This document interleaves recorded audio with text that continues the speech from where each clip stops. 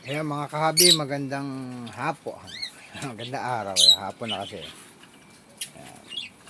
Linis akong konti lang. Tapos, to binigyan ko sila ng malunggay, tuntua sila. Lalo na yung isa ron. Ito, mga ibon natin. Gusto nila malunggay, pampaalis stress nila. Ayan.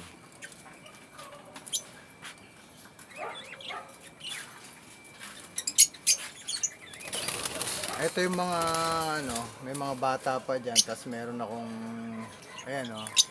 binaklas ko muna sila para nakatatlong clutch na kasi yan, yung green opa na yan. Saka yung ito kapay ko na yan.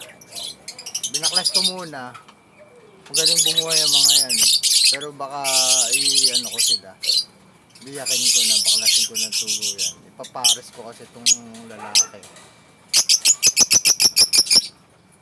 Ito, mga nesting na. Ayan. Hopefully, mga mag-itlog na tong mga to.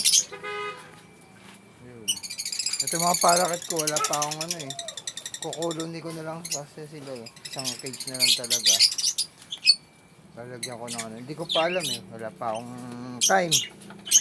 Kaya naya ko na lang muna. Hindi rin ako pa nakakuha ng mga kita mo, may dalawang wala nilala. Busy sa trabaho. Siguro hopefully pag-ayos na tayo. Sana next na.